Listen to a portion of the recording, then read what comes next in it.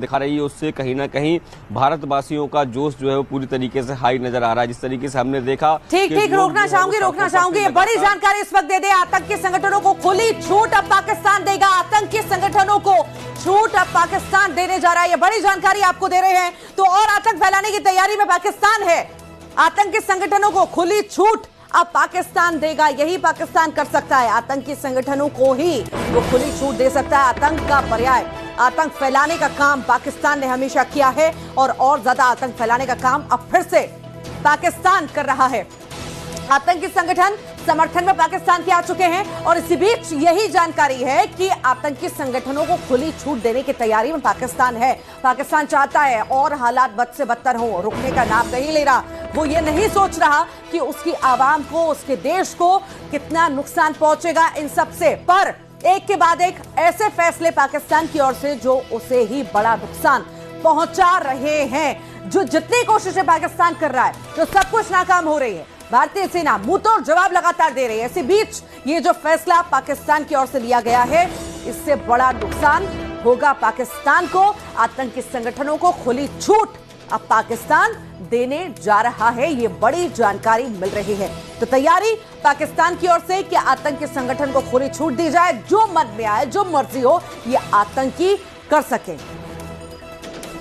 हमारे साथ सहयोगी विनीत न्यूज रूम से लगातार जुड़े हुए हैं। विनीत, पाकिस्तान मानने को तैयार नहीं है, न डर है न खौफ है कि उसकी आवाम का, उसके देश का क्या होगा। अब आतंकी संगठनों को खुली छूट देने की तैयारी में है।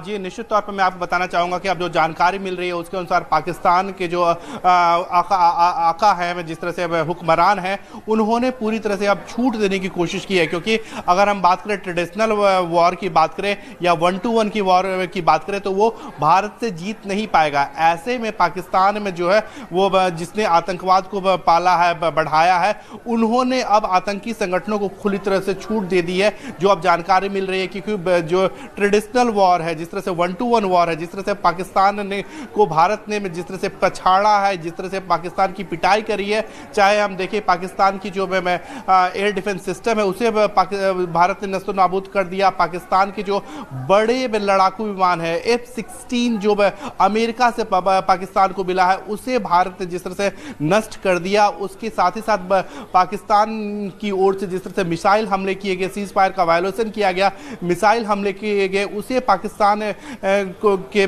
जो मिसाइल थे उसे भारत ने जिस तरह से नष्ट किया, ड्रोन हमले को जिस तरह से भारत ने नष्ट किया। उसके बाद अब पाकिस्तान के आका जो है वो समझ गए हैं कि भारत के साथ 1-to-1 जो है वो लड़ाई नहीं की जा सकती। इसीलिए जो आतंकी हैं संगठन है उन्हें खुली छूट देने की बात जो है वो अब सामने आ रही है। लेकिन पाकिस्तान के हुक्मरानों को यह समझना चाहिए कि जिस तरह से पहलगाम की घटना घटी थी और उसके बाद जिस तरह से भारत ने जवाबी कार्रवाई की थी, तो ऐसे में जो आतंकी संगठनों पर कार्रवाई की थी उसमें कई लोग जो है वो मारे गए थे, कई बड़े आतंकी मारे गए थे, 150 के लगभग आतंकी जो है वो मारे गए थे। तो भारत जो है वो चाहे 1-to-1 की लड़ाई हो उसमें भारत जो है वो पाकिस्तान को आगे नहीं बढ़ने देगा।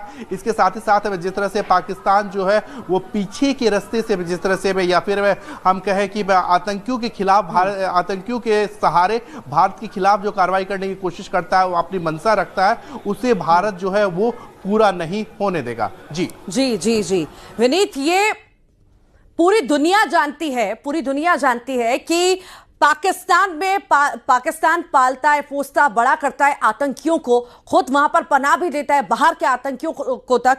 और जब ये स्थिति है, अब इन्हें खुली छूट देने वाला है, कहीं ना कहीं ये स्वीकार कर रहा है कि हाँ, हम आतंकवाद को, आतंकवादियों को पालते हैं, क्योंकि हमेशा तो वो इनकार करता है। जी, निश्चित तौर पर है। इसके साथ ही साथ है, लेकिन एक बात पाकिस्तान के हुक्मरानों को नहीं भूलना चाहिए, आतंकियों के आकाओं को नहीं भूलना चाहिए, आतंकियों की जो परस्ती करते हैं उन्हें नहीं भूलना चाहिए कि यह नया भारत है जिसमें जीरो टॉलरेंस अगेंस्ट टेररिज्म की जो बात है वो लगातार की जाती रही है। जिस तरह से पहलगाम की घटना को अंजाम दिया गया, उसके बाद से जो भारत ने जो कार्रवाई की, या फिर अगर हम बात करें थोड़ा सा, अगर हम पीछे जाए, जिस तरह से उरी की घटना हुई, उसके बाद भारत ने जो कार्रवाई की, जिस तरह से पहलगाम की जो घटना में हुई थी, पुलवामा की जो घटना हुई थी, उसके बाद जिस तरह से भारत ने जवाबी कार्रवाई की थी। एक बड़ी बात यहां पर मैं आपको बताना चाहूंगा कि जिस तरह से पिछले दिनों भारत सरकार ने जो कदम उठाए थे, उससे जम्मू कश्मीर में अगर हम बात करें तो आतंकी में खात्मे हुए थे। पूरे देश में नक्सल की जो समस्या थी, नक्सल की समस्या अब सिकुड़ती जा रही है और केंद्रीय गृह मंत्री अमित शाह का कहना है कि आने वाले 1-2 साल में नक्सल की समस्या को जो है वो खत्म कर लिया जाएगा। विनीत, यहाँ पे रोकना चाहूंगी, उरी की क्या हालात हैं ये भी दर्शकों को दिखा देते हैं। इस वक्त हम उड़ी में ग्राउंड जीरो पर मौजूद हैं और जहां रात भर पाकिस्तान ने सिविलियन आबादी को टारगेट किया और उसकी वजह से काफी खौफ हिरास फैल गया है और लगभग 80% जो आबादी थी वो पहले ही उड़ी से निकल चुकी थी, या इस्लामाबाद या कलगई की अगर हम बात करेंगे तो इन एरियाज से पहले ही आबादी जो थी वो नकले मकानी कर चुकी थी। अब जो लोग यहाँ पर थे वो आज सुबह सुबह निकल रहे हैं और हम विजुअल्स में आपको दिखाना चाहेंगे कि किस तरह से लोग जो है ये रात भर सेफर मकामात की तलाश में थे, क्योंकि शिद्दत जो थी बम ब्लास्टर्स की वो काफी थी और जिसे मकान जो थे या स्ट्रक्चर्स जो थे तो उसकी शिद्दत साफ तौर पर महसूस की जा सकती थी। वो मकान जो थे लरज उठे थे और उसके बाद कहीं ना कहीं जो ये लोग थे परेशान थे, परेशानी के आलम में सेफर लोकेशंस ढूंढने की कोशिश कर रहे थे। और हम आपको बता दें कि अब ये लोग जो है यहाँ से निकलने की कोशिश कर रहे हैं और सेफर मकामात की जानिब जो है जा रहे हैं यहाँ से सुबह सुबह। और यहाँ पे कुछ लोग हैं, इनसे जानना चाहेंगे कि किस तरह का आज की रात जो है वो किस तरह से गुजरी है, क्योंकि हमने खुद भी मुशाहिदा किया, काफी भयानक रात थी, काफी जो शेलिंग थी आर पार, तो वो